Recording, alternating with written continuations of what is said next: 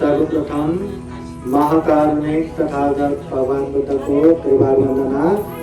महाकारुणिक तथागत बुद्ध द्वारा देशित सुवाक्या धम्म को त्रिवार वंदना। महाकारुणिक तथागत बुद्ध के आर्य श्रावक संघ को त्रिवार वंदना। परम पूजनीय बोधिसत्व डॉक्टर बाबा साहब अम्बेडकर आज इस विश्व शांति बुद्ध विहार बुद्ध भूमि महोत्सव के विशेष समारोह में उपस्थित पूजनीय भिक्षु संघ में पूजनीय भिक्षु सुमंगल बोधि महाथेरो, पूजनीय भिक्षु यश प्रज्ञा बोधि महाथेरो, पूजनीय भिक्षु प्राध्यापक डॉक्टर सत्यपाल महाथेरो, पूजनीय भिक्षु करुणानंद थेरो, पूजनीय भिक्षु धम्मबोधि थेरो, बांग्लादेश से आए हुए पूजनीय भिक्षु बोधिमुक्त महाथेरो, पूजनीय भिक्षु सुमन प्रिय महाथेरो, प्रमुख संपूर्ण भिक्षु संघ श्राम निर्गण श्रद्धा संपन्न बुद्धि संपन्न उपासक उपासिकाएं आज विशेषतः 6 दिसंबर परम पूजनीय बोधिसत्व डॉक्टर बाबा साहब अम्बेडकर का महाप्रयाण दिवस मरण दिवस। सबसे पहले जितने भी हमने पुण्य किया धम्म किया, इस पुण्य के अनुभव से बुद्ध धम्म संघ के अनंत अनंत गुण धम्म और आशीर्वाद के अनुभव से हम उनके प्रति पुण्य अनुमोदन करते हैं, आदरांजलि प्रकट करते हैं। बोलिए साधु साधु साधु। 3 बार जोर से साधु साधु बोलिए। अभी आज विशेष दिन, इसलिए ये भी हम आज यहाँ से लेके जाएंगे कि जब भी धम्म देशना शुरू होता है या धम्म देशना अंत होता है तब तो हम साधुकार देते ही है, पर ये भी लेके चलिए जब भी धम्म देशना में कुछ अच्छे बातें होते हैं, जैसे कोई भिक्षु या कोई भिक्षुनी, कोई उपासक उपासिकाएं ज्ञान प्राप्त करते हैं या मार्ग फल में प्रतिष्ठित होते हैं, तब साधु साधु साधु साधुकार देना है। जब भी अच्छे बातें आते हैं साधुकार देना है। समझ में आए क्या? तो ये ध्यान से याद करने के लिए भी आप लोगों को ध्यान से धम्म देशना सुनना है। जब भी अच्छी बातें होते हैं क्या करना है, कैसे साधुकार देना है। आज विशेष दिन परम पूजनीय बोधिसत्व डॉक्टर बाबा साहब अम्बेडकर का महाप्रयाण दिन। ये संदर्भ में विशेष पंडित लोगों ने बाबा साहब के विषय में, बाबा साहब के योगदान के विषय में, धम्म क्रांति के विषय में बहुत सारे बातें की है। अभी यहाँ बहुत सारा चैनल आगे चल रहा है, बुद्धा टीचिंग चैनल में भी जो मैं बातें यहाँ बोलूंगा वो बाहर भी सुनाई देगा, सब लोगों को सुनाई देगा, इसलिए बोलने को भी थोड़ा संभल के बोलना चाहिए। पर एक बात, परापूर्व समय में वंस अपॉन टाइम मेरे जीवन में ऐसा हुआ है फेसबुक पे किसी ने मुझे चैट किया जय भीम करके, मैंने उसको ब्लॉक कर दिया। क्यों पता है? मैं सोचता हूं अरे मैं बनते हूं, कहा वंदना करना छोड़ के, वंदना में बनते करना छोड़ के जय भीम बोल रहा है, ब्लॉक कर दो। तब पता नहीं था बाबा साहब को हमने बचपन से पढ़ा है, जिस तरह बाबा साहब को पढ़ा है वैसे ही हमने सम्राट अशोक के विषय में भी पढ़ा है, हाँ मोगलीपुत्र स्थापित के विषय में भी पढ़ा है, यहाँ श्रीलंका के राजा दुतगामिनी अभय के विषय में भी पढ़ा है, म्यांमार थाईलैंड सब जगह का पढ़ा है। मगर जिस तरह यहाँ बाबा साहब को याद करके दिल से जय भीम बोलते हैं ना, उस तरह दूसरे जगह पे जय सम्राट अशोक या जय दुतगामिनी या जय ऐसे नाम लेके तो नहीं बोलते। तब माइटी न होता ना, पता नहीं था जय भीम कहते करके, तो इसलिए उसको ब्लॉक कर दिया। तो जब से यहाँ आया, देखा, पढ़ा तो पहले से, पर प्रैक्टिकली यहाँ अनुभव किया, तब पता चला यहाँ लोगों के नशे नशे में बाबा साहब बैठे हैं, बाबा साहब है। अभी इतना जानने के बाद अभी मैं क्या बोलता हूँ पता है? कि आज के समय में जो यहाँ बच्चे लोग दिखते हैं ना, कितने सुंदर सुंदर प्यारे प्यारे दिखते हैं। हाँ, अगर बाबा साहब न होता तो कहाँ चौपरपति भी नहीं रहता, कैसे जगह पे कैसे हालत में अपना जनरेशन कैसे होता। मगर आज की जनरेशन देखो कितने प्यारे प्यारे, कितने स्मार्ट और एक से एक इंग्लिश बोलने वाले, और अपने जनरेशन डॉक्टर, इंजीनियर, बड़े बड़े कॉलोनी में बड़े बड़े घर गाड़ी लेके बैठे। मुंबई में जहां हम रहते हैं, मुंबई के सबसे पॉज एरिया, सबसे महंगे एरिया हीरानंदनी में बड़े बड़े फ्लैट में अपने लोग हैं। ये बाबा साहब के पुण्य ही नहीं है क्या? बाबा साहब की वजह नहीं है क्या? और एक बात, हम कहाँ जन्मे पले बड़े और आज कहाँ हम आके बैठे हैं, कहाँ आप लोगों के सामने बैठ के धम्म देशना कर रहे हैं। अगर बाबा साहब न होते, अगर धम्म दीक्षा न लेते, अगर बुद्धा धम्म संघ के शरण में जाने वाले बौद्ध उपासक उपासिका न बनते, तो आज हमारा ये भेद न होता, ये मिलन न होता।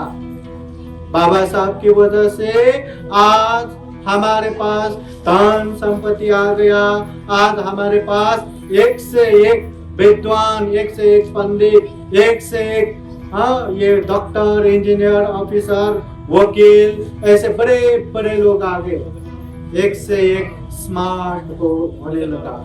ये भी बाबा साहब की वजह से। इसलिए बाबा साहब के गुण जितना गाएंगे उतना कम ही लगता है। बाबा साहब के प्रति जितना कृतज्ञ बनेंगे उतना कम ही लगता है। अभी एक नारा आप लोगों को यहाँ सुनाया ना, अमर रहे बाबा साहब अमर रहे। वास्तव में कोई मुंह से कहने से अमर नहीं होता, ऐसे ही कोई अमर भी नहीं बनता, कोई यादगार भी नहीं बनता, कोई महामानव भी नहीं बनता। महाकारुणिक तथागत बुद्ध कहते हैं, ये अपमादो अमत पदं पमादो मच्चुनो पदं। इस दुनिया में जो भी प्रमादी रहता है, जो भी बेहोशी में जीते हैं, मतलब वो क्या बोल रहे पता नहीं, क्या कर रहे पता नहीं, क्या सोच रहे पता नहीं, वो अच्छा कर रहे, बुरा कर रहे, एकदम गलत कर रहे, कुछ भी पता नहीं। ऐसे बेहोशी, ऐसे स्मृतिहीन, ऐसे प्रमादी लोग बुद्ध कहते हैं जी के भी मरे समान है। और जो अप्रमादी रहता है, जो होश पूर्वक स्मृति पूर्वक रहता है, वो लोग मरने के बाद भी जी रहे समान है। ये भगवान बुद्ध ने कहा है, अपमादो अमत परं, जो अप्रमाद है वो हमेशा जीता है। पमादो मच्चुनो पदं, जो प्रमादी है वो मरे समान है। अपमत्ता नमीयन्ति, जो अप्रमादी है वो कभी नहीं मरता, और जो प्रमादी है वो जी के भी मरे समान है। बाबा साहब आज हमारे सामने से गुजर के गए, 65 साल हो गया है, फिर भी बाबा साहब को हम दिल से इतना याद करते हैं। जहाँ भगवान बुद्ध रहता है, भगवान बुद्ध के सामने बाबा साहब को रख के पूजा करते हैं। वो महामानव मर के भी जी रहे हैं, मर के भी अमर हो रहे हैं। और ऐसा नहीं कि बाबा साहब के जीवन में ही दुख आ गया, बाबा साहब के जीवन में ही संघर्ष आ गया। यकीन मानिए हम सभी के जीवन में ऐसे दुख आते ही है। जन्म से लेके मृत्यु पर्यंत तक ऐसे ऐसे दुख आते हैं, ऐसे ऐसे संघर्ष आते हैं। पर कितना भी आने दो, हमारा आपका ये जिंदगी का कोई मायने नहीं रखता। ये हमारा दुख, ये हमारा सुख, ये हमारा संघर्ष कोई मायने नहीं रखता। अगर आप लोग भी बाबा साहब जैसे बन गए, आप लोग भी एक बड़े अच्छे बन गए, या आप लोग भी महामानव बन गए, तो याद रखना यही समय, यही पल आप लोगों को एकदम श्रद्धा से, एकदम आदर के साथ ऐसे सुनाया जाएगा, याद किया जाएगा। मतलब हमें भी अच्छा बनना है, अप्रमादी बनना है, स्मृति पूर्वक, होश पूर्वक जीना है, हमें भी अच्छा बनना है। हमारे जीवन का ऐसे एक एक घटना, एक एक अच्छे बुरे चीज फिर यादगार बन जाता है। इसलिए महाकारुणिक तथागत बुद्ध के जो धम्म है, जो संग है, बुद्ध धम्म संग, बाबा साहब ने न केवल स्वयं दीक्षा लिया, अपने लाखों लाख समाज को भी ये दीक्षा दिया। इसलिए बाबा साहब के प्रति इसलिए भी कृतज्ञ होना है कि दुनिया में सबसे अच्छा मानवतावादी, कल्याणकारी ऐसे धम्म हमें दिया है। बाबा साहब की वजह से आज हम अपने जात गोत्र छोड़ के बौद्ध बने हैं, बौद्ध बन के बैठे हैं। और ऐसे बौद्ध दुनिया के कोने कोने में पूजा जाता है, आदर सत्कार किया जाता है। क्यों? क्योंकि बौद्ध बुद्ध धम्म संघ के शरण में जाने वाले, बौद्ध जो श्रद्धा से, त्याग चित्त से दान देने वाले, जो शील हमेशा पालन करने वाले, ध्यान भावना करने वाले, ऐसे बौद्ध। चाहे श्रीलंका में जाओ, थाईलैंड में जाओ, म्यांमार में जाओ, लाओस, कंबोडिया, जहां भी बौद्ध लोग है वहां जाओ, बौद्ध लोग आप लोग विशेष रूप से आदर सत्कार पूर्वक लिया जाता है। इसलिए हम बौद्ध बने तो बाबा साहब की वजह से। इसलिए बाबा साहब ने ये जो धम्म हमें दिया, ये धम्म भी हमें सीखना है, जानना है और अच्छे से पालन भी करना है। बुद्ध कहते हैं सुनाथ तारेथ चराथ धम्म। ये धम्म ऐसा है कि सबसे पहले अच्छे से सुनो, धारण करो, फिर अच्छे अच्छे चीज को अभ्यास करो। ये बुद्ध के उपदेश है, ये बुद्ध के शिक्षा है, ये बुद्ध के वाणी है। महाकारुणिक तथागत बुद्ध कहते हैं धम्मं चरे सुचरितं नतं दुच्चरितं चरे। जीवन में हमेशा अच्छे धम्म को सीखना है, अभ्यास करना है, पालन करना है। जो भी दुष्चरित्र है, गलत है, पाप है, उसे छोड़ना है। धम्मचारी सुखं सेति, जो धम्म करने वाले हैं वो लोग सुख पूर्वक रहते हैं, अच्छे से रहते हैं। अस्मिन् लोके परम विच, ये लोक में भी परलोक में भी, यहाँ भी वहाँ भी, अभी भी बाद में भी हमेशा सुख पूर्वक रहते हैं। इसलिए जीवन में अच्छे धम्म का पालन करना है, बुरे चीजों से दूर रहना है। महाकारुणिक तथागत बुद्ध के समय में एक उपासिका मागन दिया, इतना अहंकार अभिमान कि तथागत बुद्ध को देखते ही उसके माता पिता कि मेरे पुत्री जो मागंदिया है बहुत ही खूबसूरत, तो ऐसे खूबसूरत मेरे लड़की के लिए तथागत बुद्ध एकदम ठीक है, उचित है, ऐसा सोच के बुद्ध को शादी करने के लिए वो अपनी पुत्री लेके आए थे। मगर बुद्ध ने उनके माता पिता की कल्याण के लिए एकदम कड़ू वाक्य कहा कि तुम्हारी ये जो पुत्री है मल मूत्र से परिपूर्ण, ये पुत्री मेरे पैरों के अंगूठी समान भी नहीं है, वो अंगूठी में आने वाले धूल समान भी नहीं है। तथागत बुद्ध के उपदेश सुन के माता पिता ने तो ज्ञान प्राप्त किया, मगर वो परम सुंदरी मागंदिया में इतना अहंकार आ गया, इतना गुस्सा आया कि बुद्ध के प्रति द्वेष चित्त उत्पन्न हो गया। मेरा भी समय आएगा, मैं भी देखूंगा। तो बाद में उसका राजा के साथ शादी होके महारानी भी बन गई, और उनके और दूसरा महारानी थी श्यामावती। श्यामावती बहुत ही मैत्री पूर्वक रहने वाली, करुणा पूर्वक रहने वाली, तथागत बुद्ध के उपदेश सुन के ज्ञान प्राप्त करने वाली। ये मागंदिया बुद्ध के प्रति द्वेष रख के बुद्ध की जो उपासिका श्यामावती है उसको हमेशा नीचा दिखाने के लिए, हमेशा बिगाड़ करने के लिए अनेक प्रयास किया। अंत में तो क्या किया, श्यामावती प्रमुख उनके 500 जो मित्र लोग जिस महल में बैठे थे वो महल जला के सबको मार दिया।